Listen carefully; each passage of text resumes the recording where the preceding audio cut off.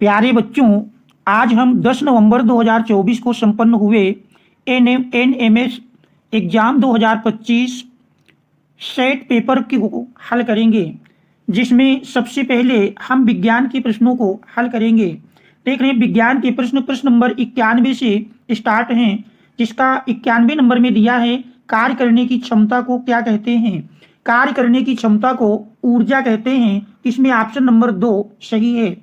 92 number में निम्नलिखित में गतिशील वस्तु कौन सी है। तो देख रहे हैं मेज, टीवी, अलमारी, ये तो गतिमान है नहीं। उड़ता पक्षी ये गतिशील वस्तु है, तो इसमें विकल्प नंबर 3 सही है। इसके बाद 93 नंबर में दिया है कोई व्यक्ति आर त्रिज्या के वृत्ताकार मार्ग पर चलते हुए आधे वृत्त का रास्ता तय करता है, व्यक्ति का विस्थापन क्या होगा। तो व्यक्ति का विस्थापन, चूंकि आधे रास्ते का मतलब व्यास के बराबर विस्थापन होगा, तो 2r, इसमें विकल्प नंबर 2 सही है। इसके बाद हम देखते हैं अगला प्रश्न नंबर 94 में दिया है क्या गुरुत्वीय स्थितिज ऊर्जा का मात्रक है। तो चाहे जो ऊर्जा हो, ऊर्जा का मात्रक जूल ही होता है। तो इसमें ऑप्शन नंबर 2 सही है। किसी गतिशील वस्तु के लिए दूरी तथा विस्थापन में क्या संबंध है। तो दूरी सदैव विस्थापन के बराबर हो सकती है या विस्थापन से अधिक होगी। तो इसमें देख रहे हैं विकल्प नंबर 4 सही है। इसके बाद देखते हैं, इसके बाद फिर देख रहे हैं दिया है प्रश्न नंबर 96 नंबर में कह रहा है कंपन करने वाली वस्तु द्वारा एक कंपन करने में लगे समय को क्या कहते हैं। तो एक कंपन में लगे हुए समय को आवर्तकाल कहते हैं। इसमें ऑप्शन नंबर 2 सही है।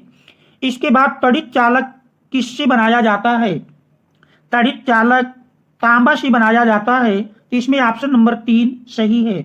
इसके बाद देखते हैं 98 नंबर में दिया है, 98 नंबर में कह रहा निम्नलिखित में कौन सी धातु दीप्त वस्तु नहीं है। तो देख रहे हैं निम्नलिखित में कौन सी दीप्त वस्तु नहीं है। पुस्तक, देख रहे हैं पुस्तक ही दीप्त वस्तु नहीं है, बाकी सूर्य, तारे और एलईडी ये दीप्त वस्तुएं हैं। इसमें ऑप्शन नंबर 1 सही है। इसके बाद 99 नंबर में दिया है समतल दर्पण पर अभिलंबवत प्रकाश किरण के लिए आपतन कोण तथा परावर्तन कोण में क्या संबंध है। देख रहे हैं समतल दर्पण पर अभिलंबवत प्रकाश किरण के लिए, जैसे ये समतल दर्पण है और समतल दर्पण पर यदि कोई अभिलंबवत प्रकाश की किरण गिरती है, तो ऐसी स्थिति में चूंकि इस मार्ग से गई है, इसी मार्ग में वापस लौट आएगी, तो अभिलंब और आपतित किरण के बीच बना कोण आपतन कोण कहलाता है। तो यहाँ पर देख रहे हैं दोनों 0 अंश होंगे। तो इसमें देख रहे हैं विकल्प नंबर 2 कोण I इक्वल टू कोण R इक्वल टू 0 अंश, तो विकल्प नंबर 2 सही है। इसके बाद फिर देख रहे हैं 100वें नंबर में दिया है, 100वें नंबर में कह रहा है निम्नलिखित में पारदर्शी वस्तु कौन सी है। तो देख रहे हैं दिए गए विकल्पों में दप्ती का टुकड़ा पारदर्शी नहीं है, धातु की चादर भी नहीं होगी, दर्पण भी नहीं होता, स्वच्छ कांच ये पारदर्शी वस्तु है। तो इसमें विकल्प नंबर 4 सही है। इसके बाद फिर देख रहे हैं 101 नंबर में दिया है, 101 में कह रहा मानव शरीर का सामान्य ताप होता है। हम जानते हैं मानव शरीर का सामान्य ताप अगर डिग्री सेल्सियस में देखें तो 37 डिग्री सेल्सियस और फ़ारेनहाइट में 98.6 डिग्री फ़ारेनहाइट। तो इसमें ऑप्शन नंबर 3 सही है। इसके बाद फिर देख रहे हैं अगले प्रश्न में दिया है 102 नंबर दिया है इंद्रधनुष के वर्णों के मध्य, इंद्रधनुष के वर्णों में मध्य का वर्ण क्या होता है। तो इंद्रधनुष के वर्ण में हम जानते हैं मध्य की अगर बात करें तो निर्धारण हम विभ की ओर से करते हैं, VIB GYOR। तो मध्य में देख रहे हैं 3 इधर से हटा देंगे, 3 इधर से हटा देंगे, तो मध्य में ग्रीन आता है। तो इसका अर्थ है कि मध्य में हरा रंग होगा। तो इसमें ऑप्शन नंबर 1 सही है। इसके बाद 103 नंबर में दिया है निकट दृष्टि दोष। तेरा निकट दृष्टि दोष की स्थिति में दूर स्थित वस्तु का प्रतिबिंब कहाँ बनता है। तो निकट दृष्टि दोष की स्थिति में दूर स्थित वस्तु का प्रतिबिंब रेटिना के पहले या रेटिना के सामने बनता है। तो इसमें विकल्प नंबर 2 सही है। इसके बाद फिर हम देखते हैं प्रश्न नंबर 104 में दिया है, प्रश्न नंबर 104 में कह रहा है निम्नलिखित में ऊर्जा का नवीकरणीय स्रोत कौन सा है। तो ऊर्जा का नवीकरणीय स्रोत देख रहे हैं लकड़ी, डीजल, पेट्रोल, तो ये नवीकरणीय नहीं है। इसमें ऑप्शन नंबर 2 सौर ऊर्जा सही है। इसके बाद 105 नंबर में दिया है रासायनिक ऊर्जा का विद्युत ऊर्जा में रूपांतरण करने वाली युक्ति कौन सी है। तो रासायनिक ऊर्जा को विद्युत ऊर्जा में रूपांतरण करने वाली युक्ति विद्युतशील है। इसमें ऑप्शन नंबर 3 सही है। इसके बाद फिर हम देखते हैं 106 नंबर। 106 नंबर में देखने दिया है क्रोमियम ऑक्साइड मिलाने से निर्मित कांच होता है। क्रोमियम चूंकि जानते हैं हरे रंग का होता है, इसलिए क्रोमियम ऑक्साइड मिलाने से निर्मित कांच हरे रंग का होगा। इसमें ऑप्शन नंबर 3 सही है। इसके बाद 107 नंबर में दिया है पदार्थों में अणुओं के बीच लगने वाले आकर्षण बल का सही क्रम है। तो अणुओं के बीच लगने वाले आकर्षण बल हम जानते हैं ठोसों में सबसे अधिक, उसके बाद द्रव में, फिर गैस में। इसमें ऑप्शन नंबर 2 सही है। इसके बाद प्रश्न नंबर 108 में दिया है, प्रश्न नंबर 108 में कह रहा प्रत्यावर्तित परिवर्तन का उदाहरण है। प्रत्यावर्तित परिवर्तन से तात्पर्य है जो बनने के बाद पुनः मूल पदार्थ फिर से बनाया जा सके। जैसे देख रहे हैं दूध का फटना, तो दूध फटने के बाद पुनः दूध नहीं बनेगा। मोमबत्ती का जलना, धूप बत्ती का जलना, देख रहे धूप बत्ती का जलना, धूप बत्ती भी जलने के बाद पुनः धूप बत्ती नहीं बनाई जा सकती। सब्जी का पकना, सब्जी भी पकने के बाद पुनः सब्जी के रूप में नहीं आएगी। तो इसमें मोम का पिघलना, देख रहे हैं मोम पिघल जाती है, फिर उसको हम कलेक्ट कर सकते हैं। तो इसमें ऑप्शन नंबर 2 सही है। इसके बाद अगला 109 नंबर प्रश्न में दिया है, प्रश्न नंबर 109 में कह रहा गैलना किसका अयस्क है। गैलना हम जानते हैं लिड का अयस्क होता है, अर्थात शीशे का। इसमें ऑप्शन नंबर 1 सही है। इसके बाद देख रहे हैं प्रश्न नंबर 110 में दिया है, प्रश्न नंबर 110 में कह रहा प्रयोगशाला थर्मामीटर के अधो बिंदु का ताप होता है। अधो बिंदु का मतलब निम्न बिंदु, और निम्न बिंदु जानते हैं फ़ारेनहाइट में न्यूनतम बिंदु 32 degree Fahrenheit, maximum 212 degree Fahrenheit होता है। इनके बीच का डिफरेंस जानते हैं 180 होता है। और सेल्सियस में आधो बिंदु 0 डिग्री सेल्सियस, तो देख रहे हैं 0 डिग्री सेल्सियस नहीं है। इसमें विकल्प नंबर 1 32 डिग्री फ़ारेनहाइट सही है। इसके बाद 111 नंबर है पदार्थ की सूक्ष्मतम इकाई है। पदार्थ की सूक्ष्मतम इकाई हम जानते हैं परमाणु होती है। तो इस प्रकार से प्रश्न नंबर 111 का विकल्प 4 सही है। इसके बाद हम देखते हैं 112 नंबर। 112 नंबर में देखने दिया है कि कपास की खेती के लिए उपयुक्त तापमान है। तो कपास की खेती के लिए उपयुक्त तापमान 21 डिग्री सेल्सियस से 27 डिग्री सेल्सियस होता है। इसमें विकल्प नंबर 1 सही है। फिर भेड़ की रेशों की चिकनाई, धूल और गर्त निकालने के लिए की जाने वाली प्रक्रिया कहलाती है। तो इस प्रक्रिया को अभिमार्जन कहते हैं। तो इसमें विकल्प नंबर 2 सही है। इसके बाद अगला प्रश्न है 114 नंबर में दिया है, 114 में कह रहा HCl plus NaOH equal to X plus H2O। तो देख रहे हैं H और OH मिलकर के H2O बना लेते हैं, और NaCl मिलकर के NaCl। इस प्रकार से NaCl जो कि हमारा ऑप्शन नंबर 3 पर दिया है, तो इसमें ऑप्शन नंबर 3 सही है। इसके बाद 115 नंबर में दिया है कि पोटेशियम कार्बोनेट चूना पत्थर और रेत के मिश्रण से बनता है। तो पोटेशियम कार्बोनेट चूना पत्थर और रेत के मिश्रण से बनता है। विकल्प नंबर 2 कठोर कांच का निर्माण होता है। तो इसमें विकल्प नंबर 2 सही है। इसके बाद 116 नंबर में दिया है जल में घुलनशील विटामिन है। तो जल में घुलनशील विटामिन बी होती है। इसमें ऑप्शन नंबर 2 सही है।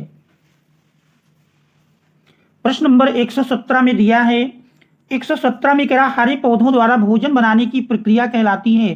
तो हरे पौधों द्वारा भोजन बनाने की प्रक्रिया को प्रकाश संश्लेषण कहते हैं। तो इसमें विकल्प नंबर 2 सही है।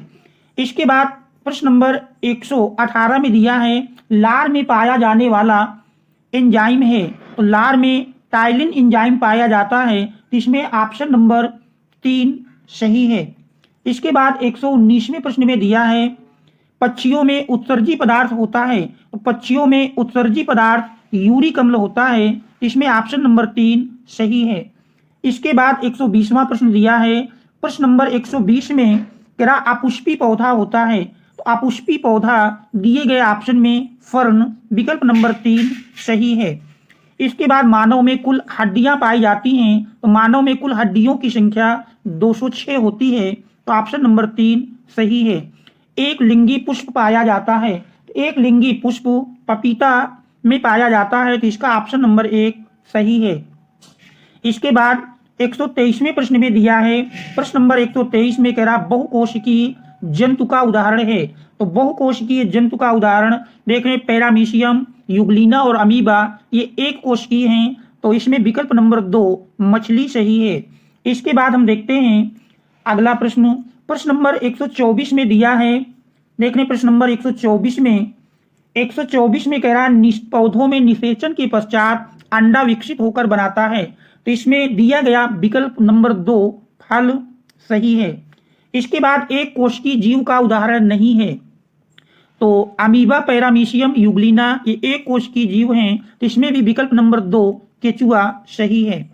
इसके बाद आप देख रहे हैं सोशल साइंस पर रिलेटेड प्रश्न मिल रहे हैं, तो इनमें देख रहे हैं 126 नंबर में दिया है गायत्री मंत्र का उल्लेख किस वेद में किया गया है। तो गायत्री मंत्र का उल्लेख ऋग्वेद में किया गया है, तो इसमें ऑप्शन नंबर 1 सही है। इसके बाद 127वें प्रश्न में दिया है एलोरा के कैलाश मंदिर का निर्माण किस शासक ने करवाया था। तो एलोरा के कैलाश मंदिर का निर्माण कृष्ण प्रथम ने करवाया था, इसमें ऑप्शन नंबर 1 सही है। इसके बाद 128वें प्रश्न में दिया है, प्रश्न नंबर 128 में पानीपत के तृतीय युद्ध में मराठा संघ को किसने पराजित किया। तो पानीपत के तृतीय युद्ध में मराठा संघ को अहमद शाह अब्दाली यानी विकल्प नंबर 1 सही है। इसके बाद 129वें प्रश्न में दिया है, प्रश्न नंबर 129 में देख रहे 129 नंबर में दिया है क्या शिवाजी के अष्टप्रधान मंत्रिपरिषद में किसे सर्वोच्च स्थान प्राप्त था। तो विकल्प नंबर 1 पेशवा प्रधानमंत्री सही है। इसके बाद 130 नंबर धम्म महामंत्री की नियुक्ति किसके शासन काल में हुई थी। तो धम्म महामात्रु की नियुक्ति अशोक के शासन काल में हुई थी, तो इसमें ऑप्शन नंबर 1 सही है। इसके बाद देख रहे हैं 131वें प्रश्न में शेरशाह सूरी का मकबरा कहाँ स्थित है। शेरशाह सूरी का मकबरा सासाराम बिहार में स्थित है, विकल्प नंबर 2 सही है। इसके बाद 132 नंबर में मोहम्मद गोरी और जयचंद के बीच कौन सा युद्ध लड़ा गया था। तो मोहम्मद गोरी और जयचंद के बीच चंदवा का युद्ध या चंदवार का युद्ध हुआ था, तो इसमें ऑप्शन नंबर 1 सही है। इसके बाद 133वें प्रश्न में दिया है सिंधु घाटी सभ्यता के किस स्थल से बंदरगाह का साक्ष्य मिलता है। तो इसमें विकल्प नंबर 2 लोथल सही है। प्रश्न नंबर 133 का विकल्प नंबर 2 लोथल सही है। इसके बाद हम देखते हैं 134वां प्रश्न, देख रहे हैं 134वें प्रश्न में दिया है कोलंबस किस देश का निवासी था। कोलंबस स्पेन का निवासी था, विकल्प नंबर 2 सही है। कोलंबस स्पेन का निवासी था, इसमें ऑप्शन नंबर 2 सही है। इसके बाद देखते हैं 135वां प्रश्न, 135 नंबर में दिया है रामकृष्ण मिशन की स्थापना किसने की थी। तो रामकृष्ण मिशन की स्थापना स्वामी विवेकानंद, विकल्प नंबर 2 सही है। इसके बाद भारत में सत्याग्रह आंदोलन किसने चलाया था। तो विकल्प नंबर 1 महात्मा गांधी सही है। इसके बाद 137वां प्रश्न है तहकीकात ए हिंद के लेखक हैं अल बरूनी, विकल्प नंबर 1 सही है। इसके बाद 138वें प्रश्न में देख रहे दिया है, प्रश्न नंबर 138 है क्या निम्नलिखित में कौन दिल्ली सल्तनत का अंतिम वंश था। तो दिल्ली सल्तनत का अंतिम वंश विकल्प नंबर 2 लोधी वंश था। इसके बाद 139 नंबर में है बाबर द्वारा किस भाषा में तुजुक ए बाबरी लिखी गई थी। तो बाबर द्वारा तुर्की भाषा में तुजुक ए बाबरी लिखी गई है, तो विकल्प नंबर 3 सही है। इसके बाद 140वां प्रश्न दिया है, प्रश्न नंबर 140 में हर्षवर्धन हर 5वें साल दान समारोह का आयोजन कहाँ करता था। हर्षवर्धन हर 5वें साल दान समारोह कन्नौज में करता था, इसमें ऑप्शन नंबर 4 सही है। इसके बाद 141 प्रश्न में किन शैलों में जीवाश्म नहीं पाए जाते हैं। तो आग्नेय शैलों में जीवाश्म नहीं पाए जाते हैं, विकल्प नंबर 1 सही है। 142 नंबर में इनमें से कौन सी एक रबी की फसल है। तो दिए गए विकल्पों में चना एक रबी की फसल है, विकल्प नंबर 4 सही है। इसके बाद 143वां प्रश्न दिया है, प्रश्न नंबर 143 में देखने दिया है कि निम्नलिखित में कौन सा एक गैर परंपरागत ऊर्जा का स्रोत है। तो देख रहे हैं कोयला, पेट्रोलियम, प्राकृतिक गैस ये परंपरागत स्रोत हैं। तो गैर परंपरागत में भूतापीय, ये हमारा विकल्प नंबर 1 सही है। 144 नंबर में उत्तर प्रदेश में कालीन उद्योग के लिए प्रसिद्ध जिला है। उत्तर प्रदेश में कालीन उद्योग के लिए प्रसिद्ध जिला भदोही है, विकल्प नंबर 2 सही है। इसके बाद 145 नंबर में दिया है पृथ्वी पर मूलतः एक ही विशाल भूखंड था जिसे कहते हैं। तो पृथ्वी पर एक विशाल भूखंड था, इसका नाम है पेंजिया, विकल्प नंबर 2 सही है। इसके बाद प्रश्न नंबर 146 में दिया है, देख लें प्रश्न नंबर 146 में कह रहा उत्तर प्रदेश के प्रथम मुख्यमंत्री कौन थे। तो उत्तर प्रदेश के प्रथम मुख्यमंत्री गोविंद वल्लभ पंत, विकल्प नंबर 1 सही है। इसके बाद 158 नंबर में दिया है जिला पंचायत सदस्य का चुनाव लड़ने के लिए आयु कितनी होनी चाहिए। तो विकल्प नंबर 2 21 वर्ष सही है। इसके बाद अगले प्रश्न में दिया है 159 नंबर में उत्तर प्रदेश में लोकसभा की कुल कितनी सीटें हैं। तो उत्तर प्रदेश में लोकसभा की 80 सीटें हैं, विकल्प नंबर 3 सही है। इसके बाद 160 नंबर में दिया है संविधान सभा के स्थायी अध्यक्ष कौन थे।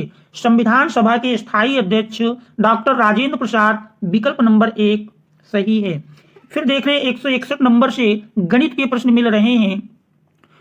तो प्यारे बच्चों इसके बाद हम अगले भाग में गणित का हल लेकर आएंगे। इसके बाद फिर तीसरे भाग में रीजनिंग के प्रश्नों को हल करेंगे। Thanks all of you for watching.